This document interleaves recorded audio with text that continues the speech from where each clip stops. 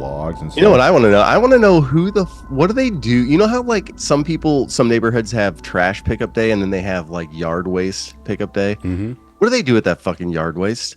Like it's the same dump trucks that come and not dump trucks, the trash trucks that come and get the yard waste. If you're a crotchety old man, welcome back to Rabbit Troop Sucks, where we complain about trash pickups and mulches and the mulching. That's what we had in this movie is the mulching. There will be mulching. We are a podcast about obscure, forgotten about, and often overlooked films. And yes, we are Rabbit Troop Sucks. As always, I am Paul. Next to me is Mike. Hey. There is Lamar. Hello. And our friend Jeremy. Yeah, we started the episode on a cliffhanger. We did. Yeah. Where does that fucking yard waste go? Yeah, no one knows, man. Where does it go? And that's what we've turned into. Not a podcast about obscure, forgotten about, and often overlooked films, but often overlooked questions like where does the yard waste go? Yeah. Into the maw of Cthulhu. Yeah. Yeah. That happens. Yeah, he loves that stuff. Seems nice. Give me them bush trimmings. Yeah. Jeremy, where have all the cowboys gone? Today we're going to be looking at In the Mouth of Madness, 1994. An insurance investigator begins discovering that the impact a horror writer's books have on his fans is more than inspirational. This is a John Carpenter directed film, and something I want in Jeremy's back in the mind as well is I found there are overlapping similarities in Halloween 3. Remember, that was like John Carpenter was sort of part of it, but kind of on the backdrop. But the idea of like going to a small town, uncovering like various other things, I do feel there is kind of an overlap to Halloween 3. I don't think that's a bad thing. I love Halloween 3, and I overall like this film. Yeah, it's not the biggest overlap. Like, if you go back and watch Halloween 3, you can't say, hey, this is part of this and this is part of this. The tones are there. Yeah, like Halloween 3, if you have not watched, you should all go watch. I mean, Halloween 3, I have said this before, like that was Jeremy's pick. That movie really hit on like all levels for me. It was like sort of campy, sort of comedic, but then there were serious things. Then things were just super bizarre. And there are things in this movie definitely takes more of a serious run at it, even though some of it's like really darkly humorous, I guess, or trying to be. Yeah. I don't know. I didn't laugh much during this movie. Not like Sam Neill at the end. Yeah, the Joker. Sam Neill never got to bang that lady. Yeah. You know, That's why he was laughing. he's like, God damn it! He's like, joke's on me. When that lady on the bike said "fuck you" to him, I laughed a lot. Oh yeah, no, that was the old man on the bike. That was just like a random ghoul lady in the town crowd. We're getting ahead of ourselves. Yeah. Inspirational book. Yeah. So basically, the premise is Sam Neill is an insurance investigator. I kind of dig the premise of this, and he tries to debunk a lot of shenanigans people pull, and he's a freelancer, and apparently he's like the absolute best. We even see UN Jefferson from Revenge of the Nerds, who's his partner at one point in time, like, you should work for me. He's like, I don't know, I like to freelance, and we'll get to that. But yeah, like he investigates, debunks things. People are like, there was a fire, I didn't know where all my jewelry and money went. And he's like, lies. So basically a publishing company is like, hey man, like, this writer's gone missing, and where is he? And he's like, you really want me to find this guy? They're like, yeah. He's like, so this isn't some kind of ploy to sell the book or whatever?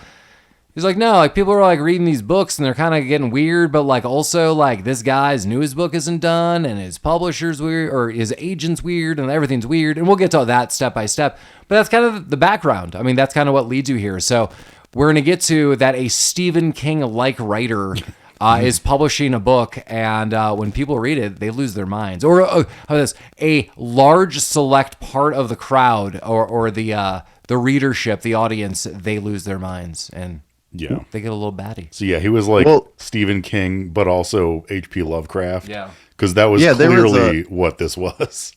There was a story written, like a short story written by Stephen King, and I think it was in like Nightmares and Dreamscapes, like an anthology. That was called Crouch End, and I think the town that in this movie was based on the setting of the town of Crouch End. Nice. Is this your guess, or is this a real? No, it's in the trivia, but I've read Nightmare and Dreamscapes. Me too, I Jeremy. just have When to you go back and reread that. when you said that, I'm like, oh crap! I vaguely remember that story. I mean, it's been ages, but I think I still have that book. I would go back. We've talked about that on air before. Nightmares and Dreamscapes. Definitely one of my favorite Stephen King things. Weren't Stephen King and Carpenter like homies? Probably. I hope so. Seems just like getting it would be. old together. Yeah. You Like know, Stephen King counting Stephen King started talking to me, and all of a sudden, John Carpenter's like, "Let me score that." Boo. Yeah, John was sad when he got hit by a van. When Stephen got hit by that van, Troubled him up. John Carpenter, if Jeremy, you did not know that, or other listeners, he does the majority of his music. He does a lot of his scores. And I believe later this year, if not into next year, they're having this like huge ambient score festival. Someone should look this up. And it is being run by Trent Reznor and Atticus Ross, who will also be performing there. John Carpenter is like second bill. There's a couple other people, really notable people who like score films. I assume there's going to be visual components to this. This would be like my dream concert to go to be like honest. I can't imagine anyone in the crowd being like in freak out mode. They're probably like doing drugs to like tranquilize themselves. That's what I need. Not like, woo, it's rave time. I'm like, yeah, John Carpenter ambient music. You go sleep. Nice. Yeah.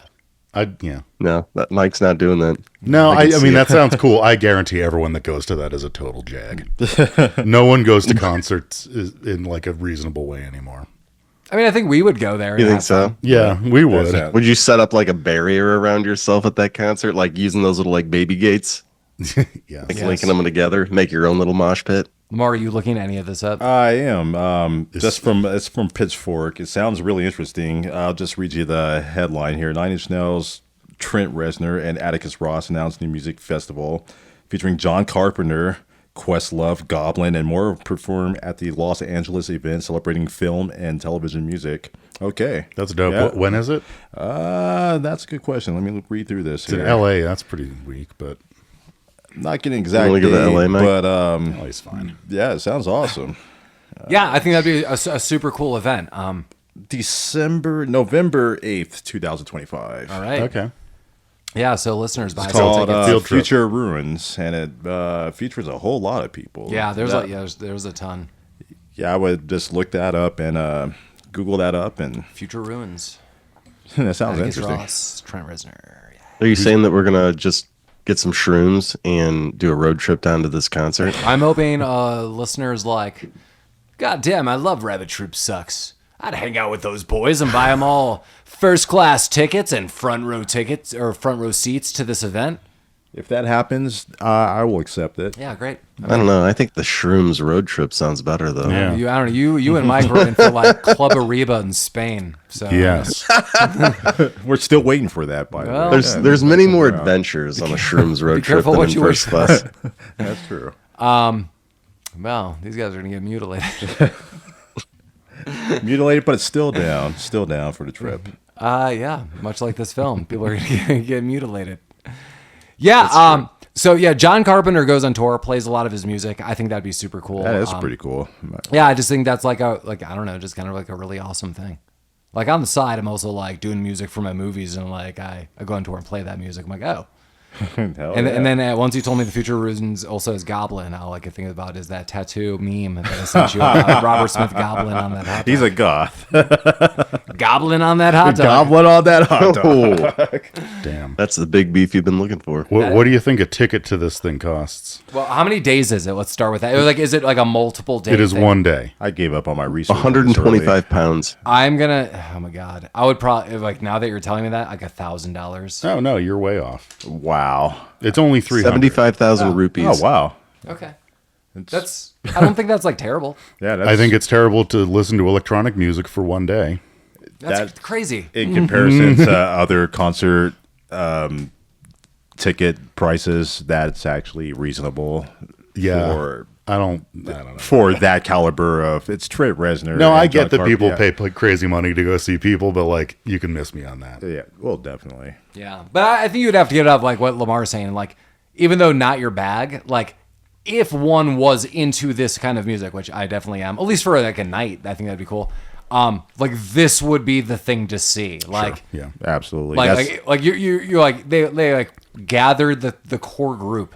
They're like, get together. You like music? Have you been good? Let's do it. Hey, that is high. Have you been good? That is high price, but Yeah. in comparison to people paying thousands of dollars for a Taylor Swift concert, Well, that's tickets, insane also. it's pretty good. Yeah. In comparison. I guess it is. You know. Would you pay that amount of money to go see anything? Yeah, my wife and I $300? almost paid about $800+ a ticket to go see Prince, and I still regret not doing this.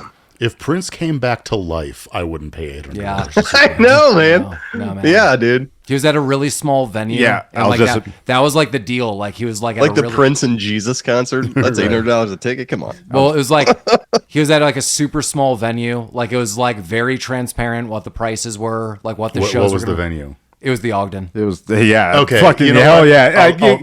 I'll rescind that. Yeah, dude. It's I a mean, little high. I would say 500 was the cutoff right for. Yeah. I do it at the but Ogden. yeah, that's the. Yeah, Like, like- Red Rocks can suck my ass. Yeah, so it wasn't like But that. It was the like Ogden cool. Like it was like totally. He went on this like intimate, smaller venue tour, and my wife and I were buying a house at the time. We're like, we do not have this kind of money, and I was like, one day, and then the next year, Prince died. I was like, you've got to be kidding me. And I was like, what a cool experience. I'm like, it is a really small venue. Those of you in Denver, Colorado, that's not like offensive, the Ogden. It's just No, like, Ogden's one of my favorite venues. totally. I Yeah. totally agree. Why? What makes it so good? Intimacy. 'Cause it's small, yeah. Yeah, like it- it's Can you imagine just seeing Prince in a place that can hold maybe 500-600 people? yeah. That is really awesome. Yeah, it's like an indoor, smaller, mid-level venue. And to see someone like that there, like it would be unheard of. It would, that would be super awesome. But yeah, R.I.P. Prince. How much would you pay per ticket to go see somebody at the junkyard? You know, usually every night it's free. Oh, have you been following I the, see the you've been baby reading. metal? Wow, that's been apparently It's been a hot you topic. Heard about it, so it's pretty a national story, I guess, right? Yeah. Yeah. Too bad. Sorry, weebs. You'll have to go jerk off to something else. That sucks. Yeah. I don't know what the. I assume that's the only reason people go to see baby metal. I've never heard of Junkyard until this whole It's- fiasco happened. So It's I'm a not venue. Sure. It's a fine venue. But they couldn't let people in because of lightning, because that's like the law. Shit. And all the neckbeards got fed Okay, up. so that's what the hassle The is. neck beards. Yeah. I assume no one who's like a reasonable person listens to baby metal. I might be way off there, but I don't think I am. I don't even, is that like a band name or is Baby that a metal type is of- these three like teenage Japanese girls who play the shittiest metal music you could possibly imagine. And like the weird weebs with Asian girl fetishes flock to it. There's a big kink to it. It's absolutely atrocious. It is a sex fetish, 100%. All right. Well, No one you cool go. likes baby metal. You can They quote got- me on that, they listeners. the junkyard. Yeah. And they draw a pretty good fan base, but apparently they didn't get a chance to see them that night, and Yep. they're pissed off. Yeah. I've been Well, seeing have you their ever comments seen on what Reddit. happens when lightning meets baby metal? Yeah. It's not Never good. seen lightning in a People bottle. die. It's rough. Yeah, I drink it all the time, buddy. It's Yeah. called moonshine. You know, What are we here for, though? we're here for the fans. I see. We're here for Okay. the baby metal. We've been talking about like fucking dead Prince and baby metal. And Hey, this is what the people sign up is for. it, I know, yeah. Remember, this is free, you guys. You came to us. Yeah, Yeah. We don't owe you anything. they owe us. Yeah, that's correct. Well, they willingly walked into this, so it's Well, on them. well, when they hear this, summer's coming to an end. Everybody, we're getting into Yeah. August territory. Oh my we got a new God. King of the Hill episode coming out. Like I don't know, the up's down, down's left, green's Dogs and blue. cats living together. Yeah, I'm glad, dude. I don't like the heat, man. It's been hot. I don't like it. It's been hungry hot. Hot, The humidity You just got combined with you, heat. You just got to get on the buttered corn diet. You just eat nothing but grilled buttered corn. How do you eat that corn? That sounds delicious. Oh, you Kind of like that Conehead. Do you do ate it? that Subway Do you do it like sandwich. this? I would never do Yeah, anything okay. like that. I have don't- one cob in each hand, and Yeah. then See, he's Double, too, he's dual too caught in covenant? it. Okay. I shove it into the mouth of madness. It's like a cone head. You just like unhinge your jaw. Once and it like gets take in- down like a foot long. Once he gets it into his mouth, he puts it into another hand. He's 3 cob in it. Oh man, one cob after another. Yeah. 3 cob Yeah. a lady. He's tri-cobbing. Tri-cobbing. Eat it the long. I don't have the jurisdiction with this 3-cop shenanigans. This tri-cobbing dude over here. That's what I call airtight cabin. And I don't know what could sum up in the mouth of madness any better than tri-cobbing it down Cobb Lane. Yeah. Here comes Cobb Claus. Here comes... No. That's not a thing. Yeah, that's... Remember me. Oh, Jesus. Jesus Christ. Jesus Christ. I want you to think about that song when Christmas time rolls around. And then I'm going to start singing it too. Hey, man, I'm just glad that Charlton Heston made an appearance. Charlton Heston, what the hell? I said to everyone, so craziness, I always sit down and write a couple notes, who's in this movie, etc. And I have a list of people in this movie. And you wrote down Charlton Heston. And then you saw him. I did not write down Charlton okay. Heston because he's like way deep into the build cast.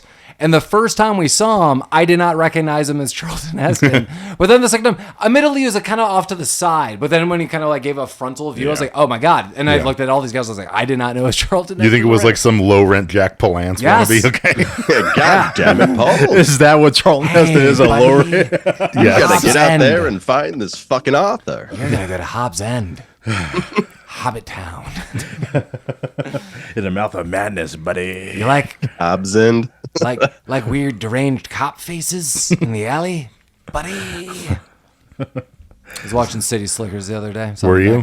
Nice. A little bit. Okay. R.I.P. Curly. Oh man, yeah. Crap's bigger than all of you.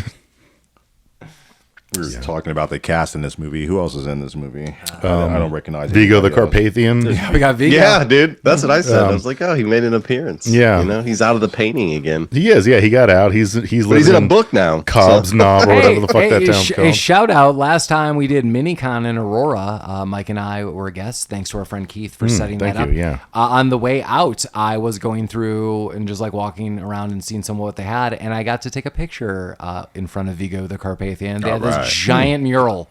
Did it come to life? It touched me. It did it. Was it like at the end when it makes Ray all horned? Show me on the doll where it touched you. I have to show you inside the doll. Oh, it went that deep. Wow. It did. Oh, wow. Okay. Oh, the guy from the dick guy from Scrooge is in Oh, this. yes. Yeah. John Glover. John Glover, yeah. Yeah, John Glover, who was in Scrooge, totally. The old lady who's in everything and has always been old. Bernie Happy Casey, Gilmore, as I told you isn't it? before, UN Robinson. Ewan Robinson, Revenge of the Nerds. Yeah. The Hayden Dean. Christensen is the He's paperboy. the paperboy. So crazy on that. Very, brief appearance in the end. Yeah. He knew he was going to ruin Star Wars at that moment. He gave you the Darth glint. Vader. Yeah, Darth Vader was on the bike. Frances Bay. I want to give a shout out to Frances Bay. She plays Mrs. Pickman. Is that the old lady? Yeah. Yeah. If you've seen a movie, you've seen her. Yeah. If you've seen a TV show or movie, She was born 90 years old. Yep. She was. she passed away in, 2014? Maybe she's a vampire. 2011 at 11. 92. Oh, maybe. Very notable. A shout out Blue Velvet and Happy Gilmore. Very different films going on in there. New Happy Gilmore coming out. Yeah. I wonder if Well, she... it's out, Mike. Is it out? It Oh, it's went- new. No, no. Yes, It's because of July time. 25th. Think of future time. Yeah, but that's the past, Jeremy. That is a movie we have not Oh, seen. yeah, We'll talk about shit. soon. We're good at very professional. Very good at this. The writer of this movie, Michael De Luca, kind of weird. So he wrote. So here's some things he wrote: Freddy's Nightmares Okay. and Judge Dredd. Sick. So really weird. Then he becomes the producer of Captain Phillips and Moneyball. Wow. Yeah, Those so- are all over the place. Yeah. So this guy's got a storied life in Hollywood. I don't know what's going on there. At least he has his hand in a lot of pies. He's got Yeah. a lot got of his hands hand in the mouth and a of lot of madness. pies. A lot of, Well, lot of cob. I would say he's Jason Bigging the pie at this point. Okay. He's deep in there. And Dad just walked in, He's on the table. He's on the table. and Eugene Levy can't believe his mom just baked that pie. Yeah. Would you say that pie is going to have other pies now? It would.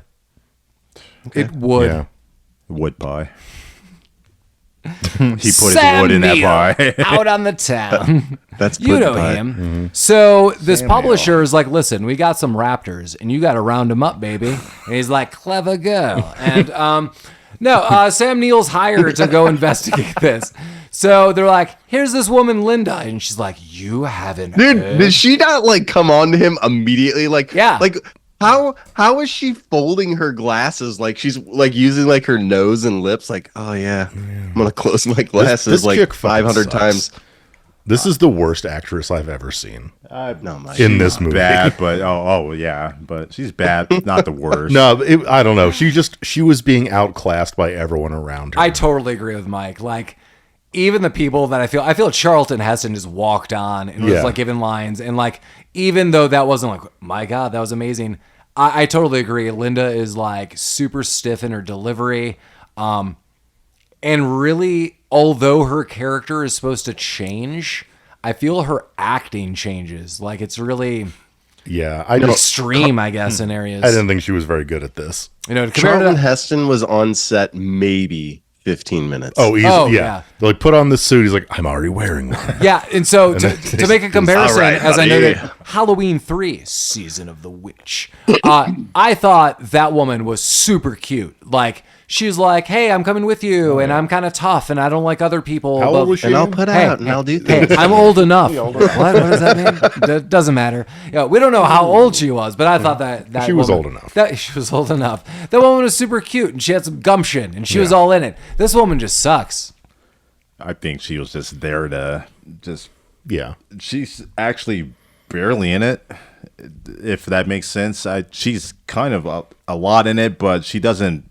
She's only there to make the plot go faster. Yeah, she's a MacGuffin. Yeah, I mean, she's kind of like Britta in Community. She's like a vampire. Oh, Britta's in She this? sucks.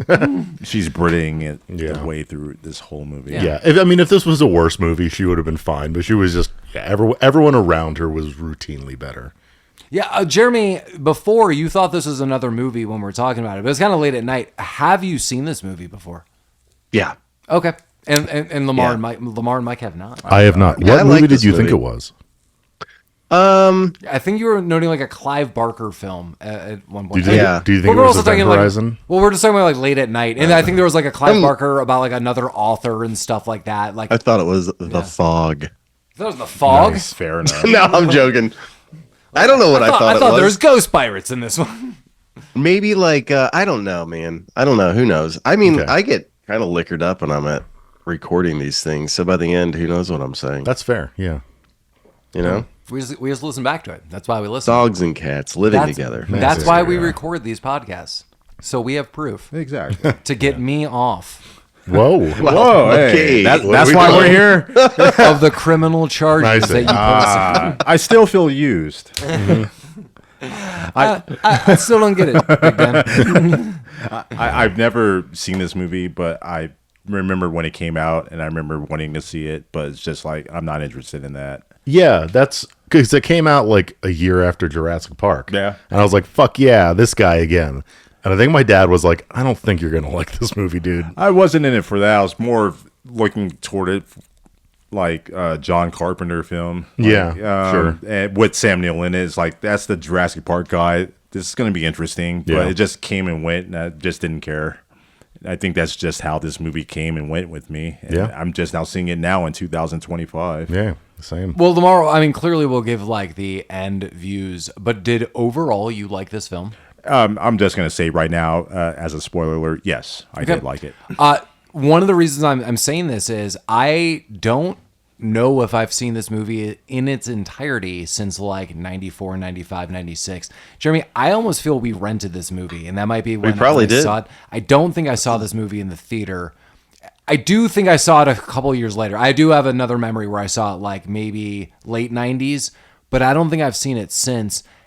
And I like it better than I did the first time I watched it. I liked it better than when I was younger and then when I watched this in the 90s. I kind of did too. Although I don't know how. I don't even know if I can remember like my thoughts on this when I was younger. But, I think being young and all of us just being little assholes, I wanted like everything extreme, like more extreme, like not like a wild person, like I'm a psycho, but I wanted like more gore, more demons, more things. And I remember like having vague notes of that as we were watching it today. And looking at it now, I'm appreciative of not having those things, that this is a more story-driven movie rather than a visual top-heavy movie. I do think I was a little disappointed in some John Carpenter humor maybe lacking in this when I first saw it, but overall, I'm going to go with leaning in that I did like this. I chose this movie because I wanted to see it again to see if it held up, and I overall do think it does. I do think some CG and stuff and some of like the backdrops kind of suck, and that could be updated, but yeah, I mean, because when we go through the story, we don't have really much to talk about. Like, this is like boom, bam, boom. Yeah. Like, I mean, like I know like all of us might be like, we haven't really talked much about this movie, but we're going to go like X, Y to Z really quickly. Right. And like, not a lot happens Right. in this movie. and that's kind of why I like it. Like, now rewatching it, like maybe, it sounds so weird, maybe I have the patience to accept that a little bit. This movie's only an hour and 35 minutes. It felt like it was 4 hours. Really? Mike, Oh my God. Mike, you did not like this movie, I take it? I'll talk about that at the end. But I mean, regardless of whether I liked it or not, we took a couple breaks as we usually do. The first time we took a break, I was like, we've got to be like only 20 minutes left. And we were maybe 20 minutes into the movie. I was like, oh my God. It felt like it took forever. I looked at Mike. Well, it does take forever to get to fucking Hobbs End or whatever it's called. Cobb's End. Yeah, Hobbies. Yeah. With all cobs. Cobbler's Knob. River of Butter. Oh, give me the butter, baby. Butter. Going into this movie for everybody, were you into John Carpenter films and Yes. stories early? Oh, before yeah. This? I mean, so That's probably why we would have rented this. Like, oh, it's a John Carpenter movie. Let's go. comical Big Trouble in Little China. Like, we Yeah. and listeners, we're gonna get to it. Come on. Yeah. I have a time and a place. I have a time and a place for that movie. Oh boy. But other John Carpenter movies that don't go more comedic, as Jeremy noted, The Fog, the remake of The Thing. The Thing is so good. Yeah, we should do The Thing. I mean, noting that's the second one. I didn't know. I mean, I knew this for a while, but I didn't know for a long time that John Carpenter's was a remake. Like, maybe I knew this in like early 2000s, late 90s, but there was like some time where I just did not know that was a remake. I don't think I knew it was a remake until the new remake came out and it was talked about again. Interesting. Yeah, and that, yeah, we should totally do The Thing. Yeah. Escape from New York. good. I mean, good God. I mean, like, Escape from L.A. Oh, yeah. That's the jam right there. That's the one. well, I would say this. I would love to do Escape from LA because we'd have a lot to talk about. Yes, we would. Absolutely. Is Escape from LA the one where like he's doing the surfing scene with like? Yes. I was just gonna say, I was like, Yes, where and Steve it's like- Buscemi's a cab driver. Yeah. like I would have appreciated this movie better if they would have just had them doing that in front of the green screen and not put the wave behind them. Like, Sure. okay, we get it. Like Yeah. this.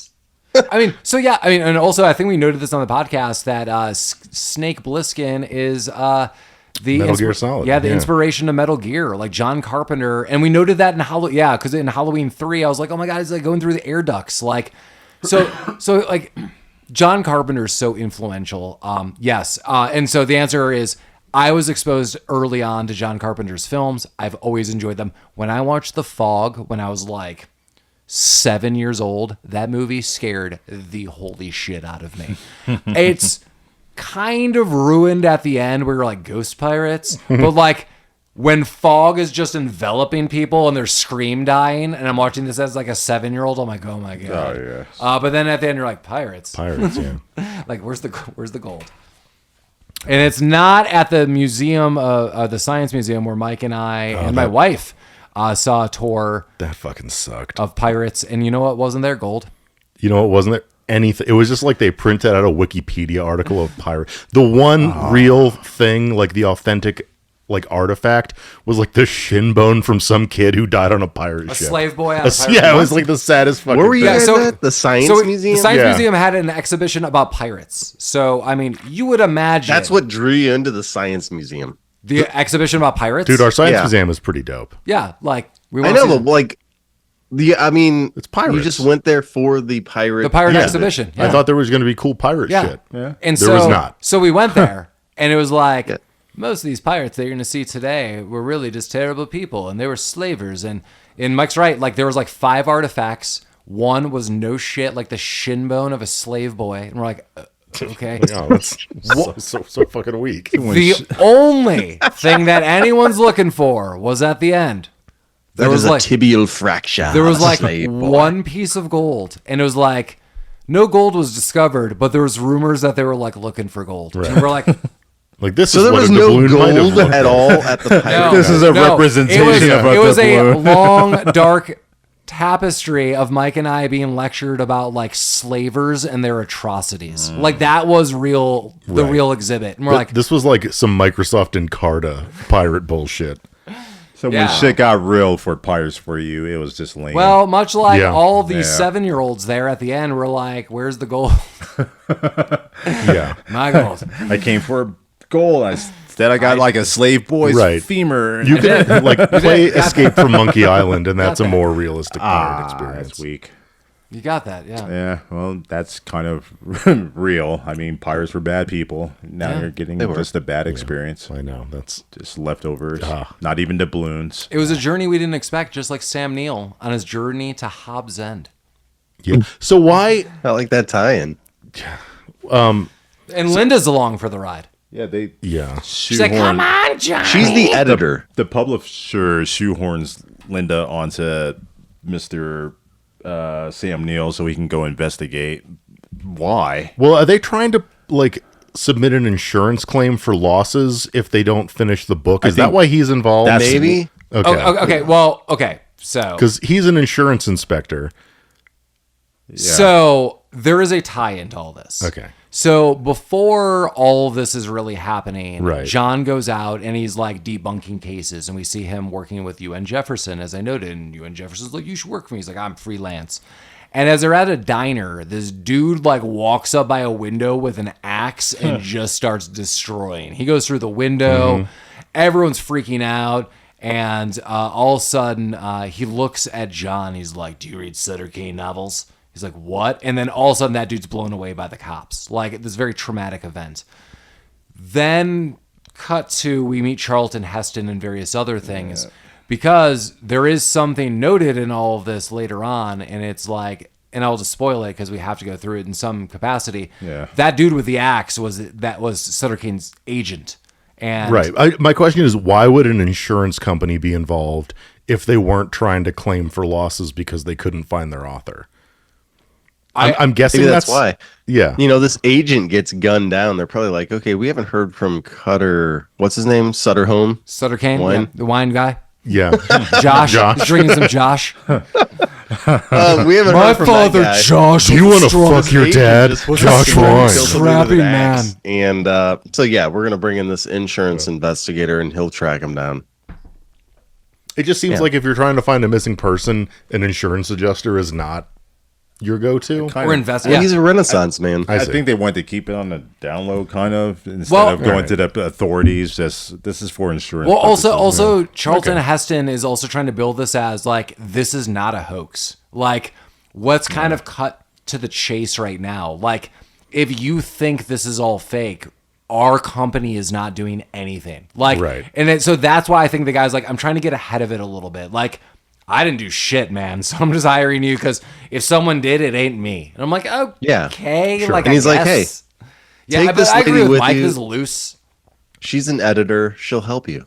Editors know how to help find missing people. But we're gonna learn as an audience, like this was like predestined. That like he has this job and only he could be doing these things. Like this is this character's destiny, or does he have free will? Like this is the real question in the movie. Like, does Sam Neill have free will? That is the real question, but it's kind of unfortunate that on the surface end that this publishing company hired an insurance investigator to find their fucking author that's just been missing. That seems weird. Just go to the authorities. It's a missing person. Totally. Come on. Or you think you would do it like in conjunction, like we went to the authorities and everyone should be a team effort. and you're my private investigator, like essentially for All of that and more. But I think it's a real shame that Jeremy didn't name one of his boys Frill, like for short for free will. That'd be nice. Yeah. Does my son That's Frill? a good name. Jeremy doesn't look. Dress him up in a suit. I'm nonplussed about that. Jeremy just dropped trout. I can picture it, but Getting Jeremy the can't see robe it. on. Okay. All the butter. Little corn nodules. Dude, I like a river of butter. Yeah. Who doesn't? I like a as you river can of butter, butter with some luge. chocolate, maybe a creek of chocolate. I mean, this is Creek of chocolate. this is foreplay talk if I've ever heard it. Chocolate Creek. Can I buy that website? So you take the butter river to the chocolate creek. That's right. And then you just I just listened to the Johnny Mnemonic episode, and what fucking website is going to take us to Rabbit Troop Sucks again? I fucked it up. I have to fix it. But I don't Is remember. it Cock Mechanics? Oh, flesh Flesh mechanics. mechanics. I almost said It's cock mechanics. I almost said like fellatio mechanics, but that could be the That's other one. probably a real thing. I don't want to. Hey Jeremy, hey Jeremy. In another note with a movie we randomly saw yesterday, I just want to say someone's like, they're gonna give him the dry ream. Whoa! Yeah, no one wants the dry ream. I was so powder that just flew into my nose? I was so taken aback. I was like, I have to text all of you so we don't forget what was said. No, that was a good idea because I would have. I would have too. same here. Dry The ream. dry ream. In fact, when you mentioned it earlier, I'm like, why did you text us this? I'm What's like, this? oh yeah, that thing. Oh God. I woke Never up in a watched box. trauma movies. Jesus Christ. Get the dry ream sometimes. Yeah. Don't know. Sometimes, Jeremy, sometimes the ream gets you. That's all I have. Okay. It does. It does. Also, I have that rhythm as a dancer. It's a source of anger. Hell yeah. Wasn't I talking about Yeah. listening to Black Box last week? Yeah, you You were. were Yeah, drinking a everybody. Coke. It was like 104 degrees. Man. You were I'm just really upset that I falling out. missed that movie. I really am. Joysticks. Yeah, I watched the movie. Do it again. I was Another like, episode. oh, I'm Part so 2. excited to talk Start it about over this. right This will now. be fun. Okay. So this guy's working at this arcade, and his grandfather like may or may not be sick, so that guy's shipped out. But we got this one guy, and all these broads, like as you would say, just want to bang the shit. Yeah. Who doesn't want to bang the shit out of a fucking arcade owner?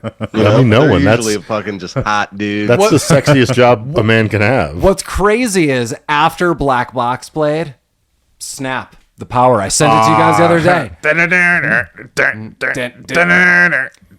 So Jeremy, please get off my back, or I will attack, and you don't want that. Was the perfect weapon? Is that what he's trying to do? What movie are we in? What was It doesn't matter. Turn the dial. We're in any. This is Listen. a clip show. Yeah. Our listeners are here God just to damn it. hang out with us. We for got an our hour first and clip 20 show. minutes. This is Right. amazing. We reviewed 3 movies in like 10 seconds. So then Fred Savage is like, "Get your power glove off her, buddy." And then the Fat Boys came in, and Disorderly. Oh as wow, shit. that's a big throwback. then My Aubrey dad was Plaza watching there. Jack Death and Trancers. Oh my God. Yeah, Van Damme was there. Distraction knife with Colin and the perfect weapon. My God. My God. Calling in the principal's office? So yeah, we're going to Hobbs End. Yeah. Yeah. Oh, the publisher told. Oh, not the publisher, but Linda told him to start reading some Well- Sutter Cane movies. Oh, and or he puts books. together- And it takes through a the little covers. while to get to Hobbs End. They go through some like little adventures to get there. He puts together, he cuts all the covers off the books and he's like, this is a map to Hobbs End. And Yeah. she's like, let's get in the car. And she's like, this isn't real. I do love the sequence here though. So they're trading off driving and he's like just trying to get to know her. And she's kind of uptight because he's really defensive about like people losing their minds over this book. He's like, these are books. These are stupid horror books. She's like, you don't understand. She's like way too amped up about this, but she does loosen up a little bit. Like this is the one time you see this character, like, I guess a little more real.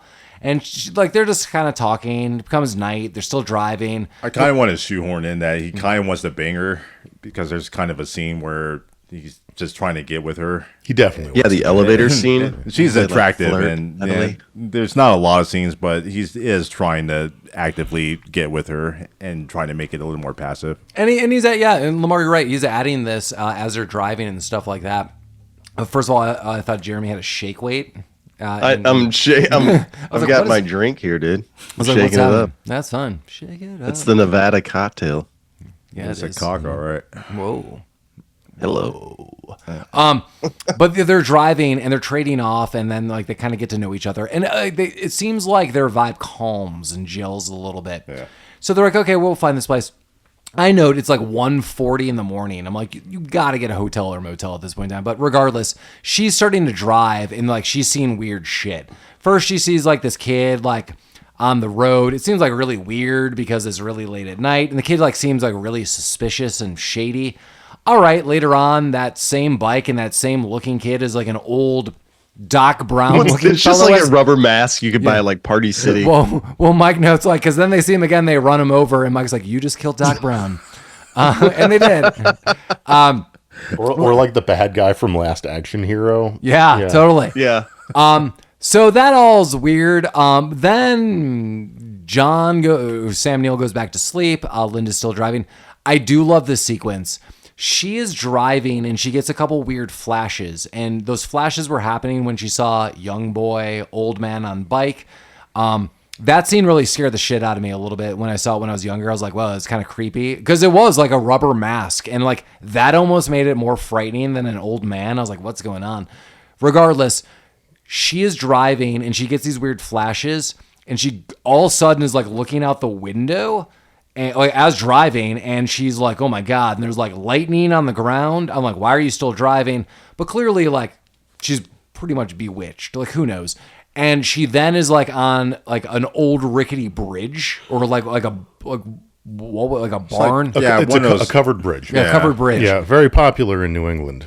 Mike is from Maine. Yeah, we have a lot of them shits. And it's like rick, and she's like, okay, and you see little like flashes, like little beams of light, and all of a sudden it's like boom, like pure daylight. And it is jarring even as an audience member. I'm like, oh shit, like I would freak out. Yeah. Sam Neill's totally asleep, and he wakes up, he's like, oh my God, I slept through the whole thing. And she's like, okay, you're driving, motherfucker. Yeah, and then and here we are, we're at fucking Cobb's thing. Yeah, so. she's like, oh my God. Like, yeah, Sam Neill wakes up, he's like, we're at Hobbs End and you got us there? Like, way to go, Linda. Yeah, women drivers really can What do was her things. name? Linda? No, what the fuck? What did he call her? Styles, yeah. thank you. Okay. Technically, this was a easy thing to do from night to day transitions, but I like how you just said it. That all of a sudden it's day. I kind of like the way it was done. Just she goes through this bridge, Which is dark. Like it is pitch black. This scene was exactly. super cool, yeah, for sure. Yeah, it is pitch black. Like, you only really see like almost like her silhouette.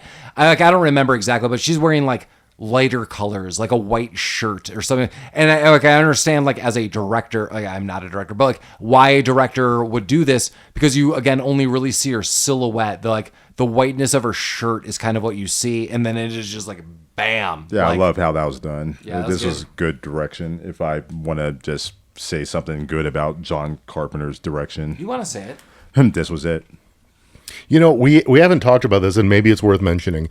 Everything that takes place in this movie that we've talked about is Sam Neill's character retelling a story from an insane asylum. Because the movie opens with him being committed. Forgot about the opening. Yes. And put into a padded cell. And I don't know if there's an interesting piece of trivia about that place where it was filmed. It is a water treatment facility in Toronto, and it has been used in several movies. That tracks. It's a really cool looking building. It looks like it actually kind of looks like something industrial instead of a just inside area. Right. So that kind of makes sense. That tracks. Yeah. So he's in his padded cell with his black crayon drawing crosses on everything. And I don't know who the guy interviewing him was, if it was like a cop or I don't know who. Dr. Wren. Yeah. Dr. Wren. Yeah. He's, from what I gather, I can't believe we forgot Doc that. Brown's second cousin. Well, the whole movie starts at Sam Neill is like the whole movie starts at the end, essentially. Yeah. Got mementoed. This is where never mind. Yeah, but like, he's a doctor investigating this. He's like, okay, so we're being led to the world's end. People are reading this book. They're going crazy. Sutter Cane is he's a god. He's a ghost. He's a man. He's a guru. He's a guru. Guru. He's European. Oh shit. He might be. He might be. Yeah. He has the hair of a European. He looks like the guy in the front of the Warlock VHS cover. But yeah, I don't know really where I was going with that. Like the world's gonna end. This doctor is like, we need to figure out what the fuck's happening. and like somehow like I think maybe matter. like through Charlton Heston or whatever, he caught wind of like you're this investigator, and like now all this weird shit's happening. Right, because the world is like people are literally losing their minds. Right, and like I think his position is like you Like, are here, but I think you might not be crazy, just like upset also crazy. Also, you don't have a track record of being like insane. Right. So like you've been debunking these things, like what's going on? Yeah, it's kind of undetermined. Hey, I got a question for you. Yeah. How the fuck did Sam Neill draw those crosses on the back of his With shirt? one motherfucking crayon? One crayon. One He just has one black crayon. crayon. And have you ever tried to draw on your skin with a crayon? No. No. Yeah, it does not happen. After a while, if you're insane enough, Sam Neill can figure it out. He's a clever girl. He's God. Just remember, he didn't say that. That was that Australian guy. That was beautiful. But I'm sorry. but it wasn't clever. That is, I'll sort myself out.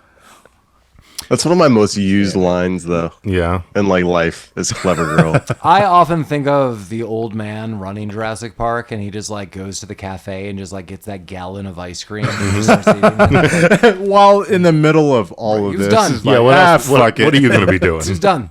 And that guy knew. That guy was like, "This ice cream's dope, and I'm gonna die." And I agree with him. Yeah. You're right. You're right. And he stood up. I mean, this whole thing was his fault. Yeah. And they keep I going wonder back if to this that fucking podcast island. has set a record for like the most movie mentions in Yeah, probably. like an hour and 20 minutes. As a clip show, please, Hammer, don't hurt him. And he did hurt him. Yeah, someone had to. Oh, God. Hurt him like an anvil. Wow. I can't wait for a video one day. There will never be. We're not, no one wants to see this. Jeremy dropped trowel 40 minutes ago. I said it. One day there's going to be a viewer who's going to like, I'll pay you thousands of dollars for a video. Well, then And there's then gonna be a we'll video. do the video. Yeah. I don't. And that's when videos I start. I don't understand why you think we wouldn't be doing the video. This at just that in. time. We're just waiting for that guy. So Yeah. come on, give us the money and I mean, let me cut to the chase a little bit. Hit us up at rabbittroopsuckspodcast@gmail.com. And if you've got thousands of dollars, we've got video. All the video you could imagine. So this is Wow, basically dude. just OnlyFans now, is what we've come down to. I'll whore out for money. Yeah, Why not? I would too. If anyone wanted to pay for this, I would whore myself tomorrow. If I were in charge of just running like not even like the podcast video, like it was like a bonus content, the video I would be uploading like a day in my life and me just like saying nonsense, I'm in. Hell yeah.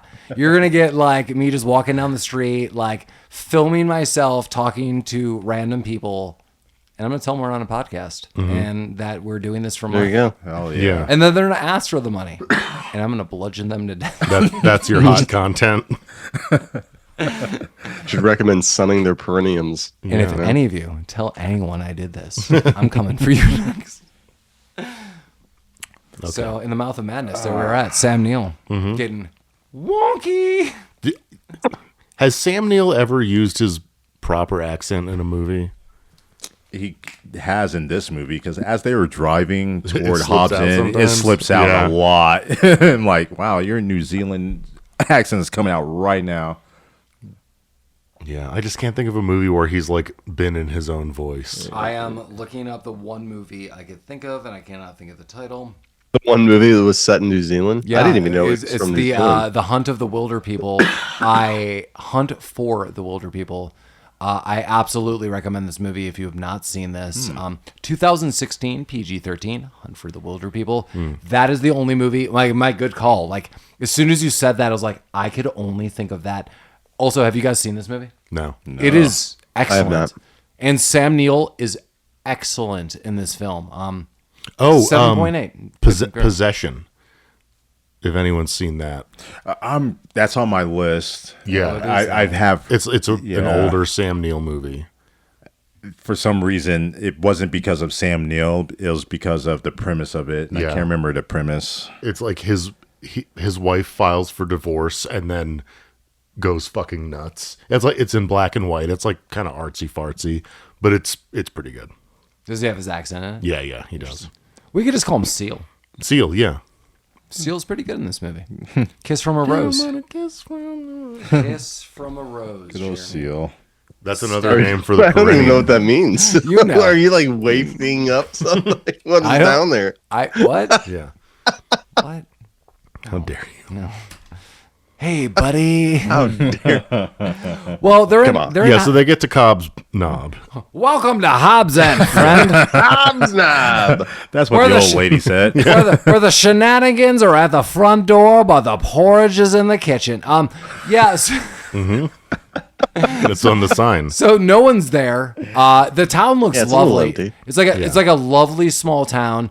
Linda already starts seeing weird shit. She's like seeing Like a three-legged dog and some like children. a dog running around, children chasing a dog. Children with herpes on their mouth. Sure. Yeah. This Oh goes yeah, that to- comes later. Yeah. This goes to what you were They saying need some about topical cream. Yeah, man. I mean, small, get these kids treated for that herp.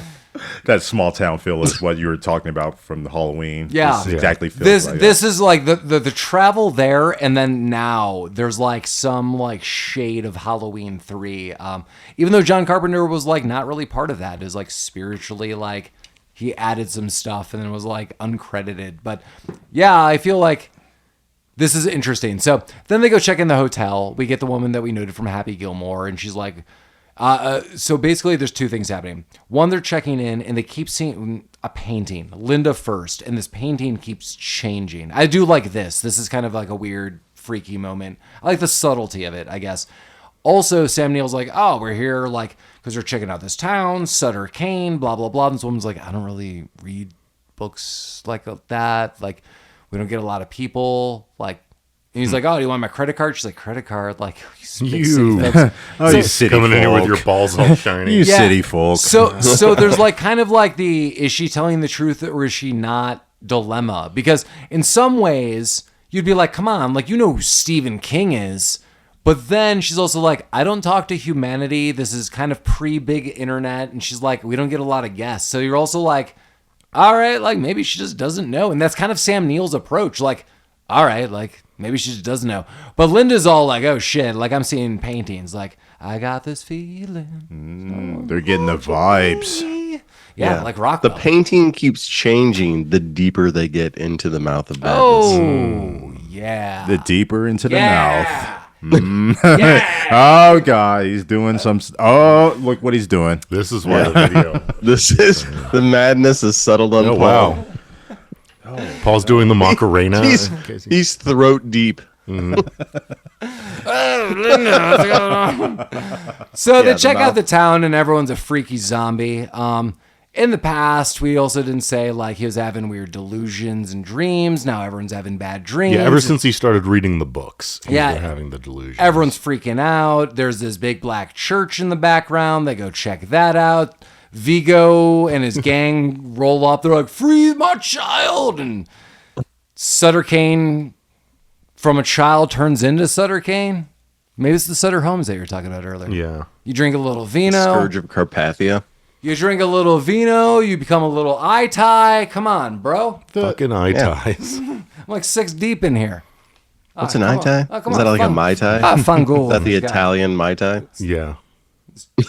Chooches at you. These fucking tallies. Asking what an eye tie is. Sam Neill is doing okay with the investigation with his church, okay, so far. But then, like, these guys roll up with guns, I got it. Yeah. and this is where everything goes. These are the town haywire. folks, man. They're the townies, yeah, because they think fucking Sutter Home Cane.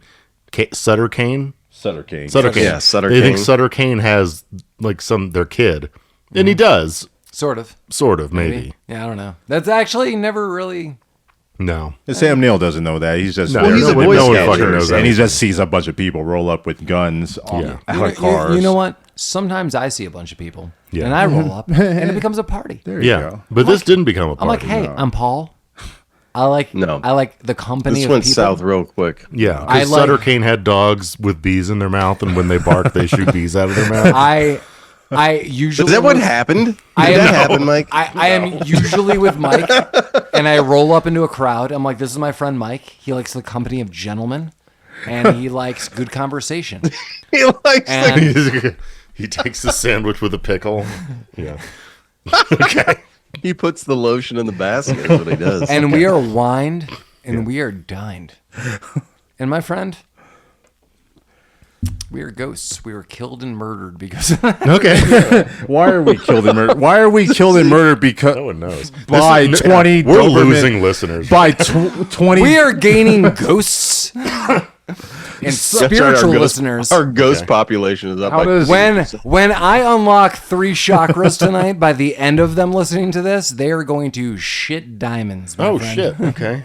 I know your powers, but Sutter Cane has like 20 Doberman pinchers That's- that he's He does. Where did he on get all these dogs? dogs. They have hip Where are all these dysplasia. dogs I coming mean, from? I like, his vet I like bill's my huge. default was also like 2005. I was like, that's fierce, but it is because when you open with, oh, you want to mess with me? I have an army of Dobermans who are going to chaw your nuts off, like, and they do. I also note something like this whole band of hicks rolls up and they're like, go get him, go shoot that devil. And then the Dobermans roll up and they're out of there.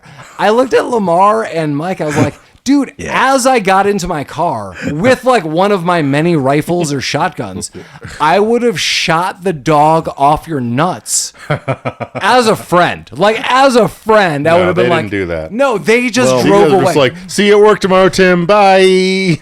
I don't think that those guns had bullets in them. Like It this, might not. they had guns, and this town's only bullet supplier went out of business Yeah. because nobody's visiting this place. It's a fucking fictional town, you know. Jeremy, have you ever thought about What's the just going economy like? just going nuts first? Just nuts first. They're not going to see it. Are they chestnuts? Are they hazelnuts? Chin nuts, Peanuts? D's nuts. D's nuts? D's nuts. I have almost bought Lamar a D's nuts t-shirt for a year. And I want to go on record that I wasn't going to tell him that, but I'm so tired right now. Okay. I am going to tell him that. And one day, D's nuts is going to show up in a shirt format for this guy right here. You want me to For wear Lamar? it every day? Oh, you don't have to do anything. I just want you to know that I bought it for you. At some point, Lamar's gonna get a helping of D's nuts. Yeah. It is. Damn it. The shirt is big. Paul wants to cover you in D's nuts. Ah, fuck. Yeah. Well, What was it? Butter Creek? What was this guy going? if the nuts will arrive, I guarantee that the mouth will be full of madness. Wow. Canadian Lamar. bukkake. So the shirt is bold red. D's nuts. D-E-E-Z. Clearly N-U-T-Z. Yeah. Obviously. And it is a nutcracker like this.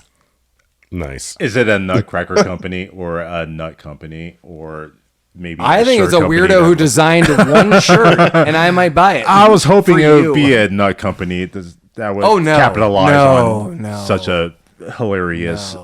But damn it, I would appreciate having that shirt. I would wear it every day for a week. This is directing me. I'm just forcing you to buy this shirt so I can have it because it sounds awesome. I like in July and August, your Christmas activating me. Okay. My Christmas has been exposed. Well, to cut to the chase, because we're just talking crazy talk. Yeah, we are. Linda loses her freaking mind does. instantly in Hobbs End. She's like, I'm going to go see a church. I'm going to go do weird stuff. I'm going to go see Sutter Cane. He's like, come see me, and turns her right into a demon. With this, Sam Neill threw a series of fist punches to Linda's face, which is the punched the exchange. shit out of her. Well, she was eating the keys. Yeah. All right. Well, we'll get. Yeah, I mean, she deep throats a set of keys. A set of keys. It wasn't just the car key. That was his house and his PO box. The crazy thing is, in that scene, even though I'm jumping the case or to the chase, and I don't care who listens. No, we don't care. When this happens, she grabs the keys, and I start laughing because she goes like this, and then swallows them. And I looked at Lamar and Mike. I was like, I was about to make a joke that she looked like she was about to swallow the keys, and she did. Mm-hmm. Bold move. But luckily, he had a screwdriver in the glove box next to the Yeah, clown that's your horn. backup. And That's- yeah. Every car's Yeah, let's backup. backtrack for a second. So through a series of punches, Sam Neill's like, I'm out of here. And she's like, I'm going to go with you. And he punches her unconscious. Well, I almost she said was punch being- knocks. Like I mashed up words. Yeah. Like punch knocks. Yeah. He donkey punches her right out and throws her over the shoulder. And she then wakes up in the car and is super demonic. Like still like, you need to read the books. You're just part of the story. And Sam Neill learns that he's part of the story. Like, he talks to Sutter Cane at some point in time. He's like, you're a piece of fiction, bro. I'm just writing you, and I'm a horror novelist. And he's like, well, you're a schlocky horror novelist. He's like, well, I work for Satan. It's like, but I also might be God, so... Is Satan God? It's not really Satan, though, is it? It's more like the H.P. Lovecraft, like another dimensional, like, beings and tentacles. And he literally says the Ancient Ones at one point. Yeah. I think when they were reading a passage from the book, it was literally just HP. He's more simple than that. I think he has a God complex. That's all it is. Apologies to Mike's long-term girlfriend, who is essentially his wife, but I've known Mike for a long time, and when Mike was meeting women, he often was like, hey, have you heard about the Ancient One? Mm-hmm. That was their pickup line. And as Mike's wingman, I then just walked off. Mm-hmm. And it worked. Yeah, a couple times. Wings of glory. As the wingman, where you're like, he's talking about vampire cock. Don't mention vampire. Just mention cock and walk away. And you don't have to worry. She doesn't listen to this. She just reads the transcriptions. Yeah. Like, son of a bitch. I just try to explain to her the T-shirt ideas, and then she rolls her eyes and leaves. She just reads the trend. She doesn't know who said what. Mm-hmm. Did he ask for another Cthulhu vagina? Like, what's going on? She has printouts. Mike gets home. She's like, who fucking said this? She's got a stack of paper. Like, I printed this whole shit out. Guys, I do like Sutter Cane and all of this. He's not, like, too weird with it. He's kind of down to earth. Like, I'm just an author. I'm writing a book. You're in it. I'm God. I'm a little weird, but everything I write is true, and this is it. And you're in it. You're a character I wrote. He's telling the John. Is that his name? John. I never knew. Trevor Trent. I can't remember his full name. I have notes at the end. John Trent. But he's addressing him like this. Like, you're just a figment of what I wrote. Almost a missed opportunity, and I want to just like rob the other story. I have not read this, but I've seen both film iterations of this or TV iterations. Jeremy has read the book. The Stand, Stephen King. It's my mom's favorite book. So Randall Flagg is like basically the devil. And there's a lot in the movies that I thought could have been better. Like, because I'm comparing because they're similar situations. So I like Lamar. I agree with you that Sutter Cane is more this like down to earth guy. Like, I'm just doing this, and like in a weird way, I would love to read a short story about Sutter Cane without this happening. Like, who is this person like on the side? But like, he starts getting into people's dreams and thoughts. And I thought in both iterations of The Stand, which I do have problems with in both film versions, but again, I have not read the book, that the way Randall Flagg like gets into people's like minds and thoughts was done way better again in both. Like, somewhat tempting, somewhat you're just in a dream, like you're going with the flow. Like, there was that vibe, like, okay, like this is just like almost like you're drunk. Like, okay, something's happening, and like this seems plausible. I want a part of that, but like I felt that kind of failed. Like, so I like him when they talk to him, but later in the film, we're at the end when he's trying to get into people's minds, I thought that kind of failed. Yeah, I agree. Really like that. We've seen like Lovecraft knockoff movies that have done dream sequences better than what this could have pulled off, and I just think this could have been done better. Well, basically, the gist is, after a series of almost like time loops, like John cannot get out of this town. He eventually is able to, as we said, and he takes Linda, various other things. The whole gist is Sutter Cane is like, I wrote you. You're going to deliver my manuscript. This is just going to happen. He basically loses his mind. And what's interesting is basically Sutter Cane is like, I'm going to open up a warp back to reality. You're going to go through it. He does. Linda's no longer there. He goes to meet Charlton Heston. Charlton Heston's like, there is no Linda. What the hell are you talking about? John tells him the whole story. This is kind of interesting, too. Charlton Heston believes it, or is like very open to the story that John is telling. He's even like, man, if you could write this out. Charlton Heston specifically mentions he has never read any of these Sutter Cane novels. And he says, he's like, Because reading is for nerds. Yeah, but he's also like, man, for nerds, bitches. He's also like, if you could write this story, I would publish it, man. This is crazy. But he's very open to it. Like, that's the interesting thing for me. Like, Charlton Heston is like, okay, go on. Like, what?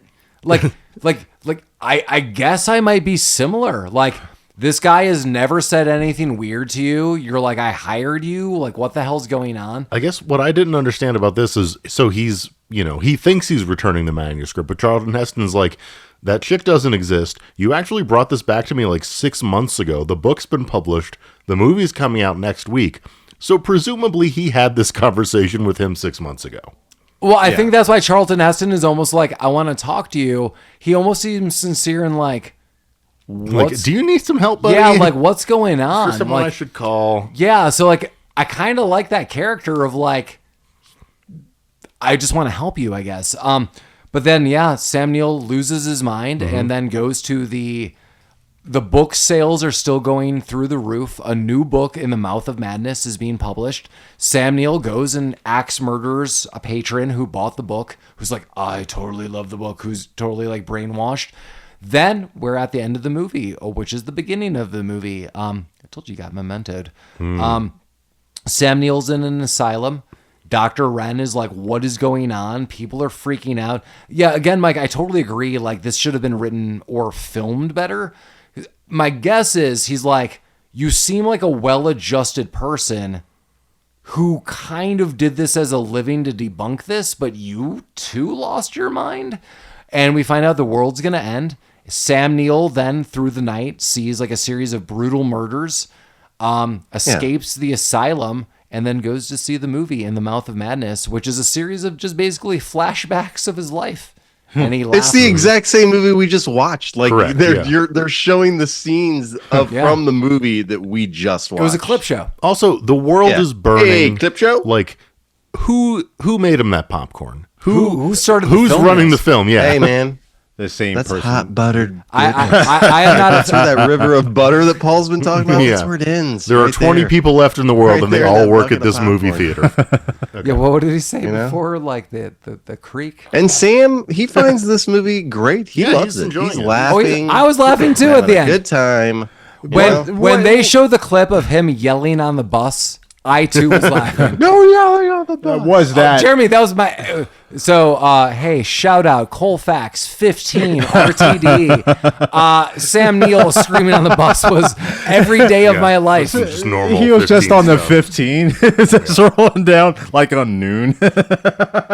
Dude, I would go to my work on the 15 at 9 in the morning, and like usually the people next to me were like filthy drunk, like the worst alcohol you could ever imagine, just talking to me like, hey, where are you going? I'm like, my job. Buddy.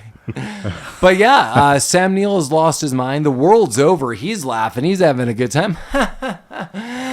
It's a real killing joke. That one goes out to Lamar. With that, before we get to our final reviews of In the Mouth of Madness 1994, as always, as I said before, reach out to us, rabbittroopsuckspodcast@gmail.com. Again, rabbittroopsuckspodcast@gmail.com. If you know anything about movies, you want to talk about movies, do you want to become our friend? Become our friend. This is why we launched a podcast. Write us at rabbittroopsuckspodcast@gmail.com. We are on social media, Facebook, Instagram. We are everywhere that podcasts are located. If there's one platform you like or you are curious about another, check out that platform. We're everywhere podcasts are. We are also at our Are you website. multi-platform curious? They are. They are. They are. They are. And with that, we also have our website, Fleshmechanics.com. rabbittroopsucks.com. rabbittroopsucks.com, where we have links to various things such as, merchandise and pictures and various other things. And yeah, check us out. Dick Pony. Thanks. DickPony.com. Mike. Flesh Mechanics. Flesh Mechanics. Fellatio Mechanics. If we start to combine the biological with the technological, that domain's gonna shoot up in price, dude. I know. That's why I bought Mechanics, it. I'm prospecting here. He's Bitcoining. Someday, Dick. Someone's gonna call up and be like, "I need that DickPony.com. I'll give you 10 grand for it." I'll be like, "Make it 12." So we're just holding out for domain. That's the real. This is like we're just money laundering. This is the real. The real goal of Rabbit Troop Sucks is to park domains. Yeah, we have a partnership with the cartels. Yeah, I'm a captain at helm here. Jeremy, okay, yeah. What did you think of this movie here, In the Mouth of Madness, 1994, motherfucker? I like this movie. So in like what there's a lot of interpretation I think that can go into the overall like what you got out of this movie. Yeah. I think that you have like a reality on this side and you have like the shit that this guy's writing on this side. And the more he writes, the more that like they combine, and essentially he has created like he has turned real people into fictional characters, and then has killed the end of the world off at the end of his last book. Did you like it? Did you like it? Yeah, I did like it. I like this movie. I like Sam Neill. I like all the characters in it. I mean,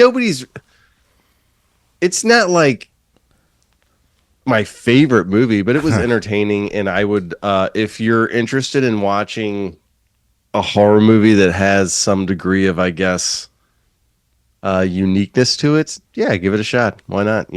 But yeah, I didn't mind this movie at all.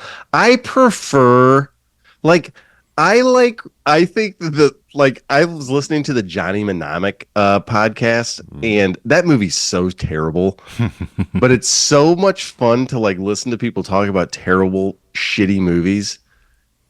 Like this movie's not that bad, There's not a lot of things that you can like fault for it. It's not things you can make fun of, and for that purpose, while I like this movie, I like recording movies that are about shitty movies, of which this is not. We're going to talk about some of those feature films. Lamar, what did you think?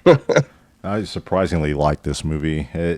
I didn't think I was going to like it when I first watched it, and when I first heard about it, it didn't seem like this movie would be like a big movie that generated a large amount of money or interest. When it came out, I remember when it came out, it just came and went, and I just left it alone. But after all these years, I went back to it, and turns out it was a lot better than I thought, but it wasn't really the big blockbuster movie of 1994. This is kind of just a silly, I don't want to say silly, but it's a John Carpenter quote-unquote horror movie, more of psychological thriller than horror, featuring Sam Neill, who gets really weird with it as a investigator, a private investigator, an insurance investigator. His role is really, really weird in this movie. He plays it in a way that I actually kind of like it. He takes it not really seriously. He kind of has a little fun with it. He's really passive, but you can kind of take him seriously in a way that he has something to do. He has something to investigate. He has a partner to investigate with, and his acting ability is, I feel like, is kind of, it's a little hilarious, but I kind of liked it in a way. This movie overall is, I don't know what to say about it. I kind of liked it. Like I said in the beginning, it's not really a good movie, but it's okay. Sounds like you're half Cobb about it. I am half Cobb. I'm all over the place with this movie. This movie has me flustered, so I'm just gonna have it over to Mike. Mike, what kind of Cobb are you? I'm gonna be the odd man out here. This is a zero Cobb movie for me. This movie needs to pick a lane. I like John Carpenter. I like Sam Neill. I like Stephen King. I like H.P. Lovecraft. This movie either needs to be way better or way worse. But it's in that like middle uncanny valley where like it could have been Event Horizon and scary and gory and cool, or it could have been Big Trouble in Little China and been like funny and lighthearted and supernatural. But it wasn't either of those things. It was just in the middle. I thought it was really boring. Like I didn't care about anything that was happening. I didn't hate it, but like, man, I didn't think this was a very good movie. Like the concept is cool. There was a lot of promise and no one really did a bad job, but it was the lost potential is what bums me out, because it could have been so good, but it wasn't either of those things. Like it was in this lost middle area where it wasn't funny, it wasn't scary, it wasn't interesting. Yeah, Did this movie take a little piece of your soul with it a little bit? when the Yeah, credits rolled? What do we have nickname for the doctor? It was Dr. Bangs. And Yeah, that Dr. was from Bangs, yeah. Halloween 3. Mike, I kind of want to piggyback on what you said, just how this movie just felt kind of lost. I agree with you on that.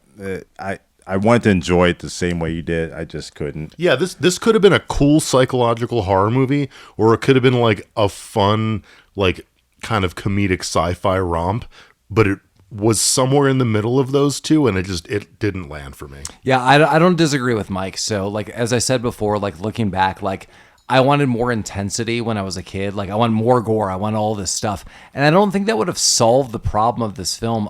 Although I do like this movie, I think, better than what Mike and Lamar are saying in all of this. And that's not a bad thing. I'm just like, I do see the faults that they're noting every which way. As I kept saying, like, there are some similarities between like Halloween 3 and that is the movie I'd rather watch. Like to Halloween 3, like that's why I'm like, who is the doctor? Like Dr. Bangs. Like I agree with Mike every which way. Like pick a lane. Like how about this, Mike? Imagine Dr. Bangs is instead of Sam Neill. I love Sam Neill and he does a great job. 100%, yeah. And that's almost the problem. Like he's driving a more serious film, but imagine like Dr. Bangs being instead of Samuel. 100%. Yeah. Then this movie would have been like, oh shit, this is like a fun weirdo romp where someone's like, while I'm having a beer, what the shit is going on? Right. Yeah. If this was Halloween 3 style, it would have been better. Yeah, so I'm almost like, was Sam Neill the problem because he's such a good actor and we never see him, I think, work with John Carpenter again. Yeah, he was outclassing the whole operation. Yeah, like he made it so Like, this serious, is like crazy. like so John Carpenter for me, and this is not a diss. This is like a real gel for me. John Carpenter has a real like nice note of like seriousness and some like campiness, but not campiness in like the filming, but like a little more with like characters' intent, their interactions. Like again, think of like anything with Kurt Russell. Like he's got a little bit of like snark and sarcasm. Well, like I mean, The Thing is kind of a legitimately good horror movie. But there's a couple of lines. But there's a couple snarky lines in it for sure. Yeah, and I agree with Mike. That's what it should have been. So although I appreciate this movie more as like an adult, and I do think people should watch, like Sam Neill is excellent in it. It's okay. Like that's what I would say. Like this movie's okay. I think it's a fun ride, and I think people should see it. And I love John Carpenter, and there's a lot of things that I would say you should watch because of that. But walking away from like some of the reviews I read about this movie, people were like, "This is Carpenter's best." No, incorrect. incorrect. No. But I would say like to give a nudge in his direction, it is different from some of his other stuff. So it was like it was like an interesting attempt, and I don't think anyone's like it fell flat. But we like some of your other stuff better. But before we get too deep into anything, next week, 1984, we're going to come at you, Jeremy's recommendation. This is what I can't remember. Mutants? Yeah, Mutant. I almost said Alien. Like, No. Oh my God. Mutant, 1984. bastards. Just get ready one for that. mutant. Yeah. With just one mutant, singular mutant. Yeah, Okay. just one. And mutant. Enter Mutant. Damn it. Mutant. Any real quick last thoughts before I hit the stop on this button? No. Now you said this movie was just okay. I agree with that. It's just okay. But I'm not disappointed that we watched it. No, Do you want to talk for 20 minutes about a different movie? We should. Okay. Should we? No. Let's go to the Sizzler. Oh, shit. We're Put gonna your talk pants about, on. We're going to Sizzler. We're gonna talk about the remake of Judge Dredd. Nice. Boom. Yeah. End of days. Yeah. Mike, any last quotes to send us out? Sorry about your balls. As always, Rabbit Troop Sex. Yeah.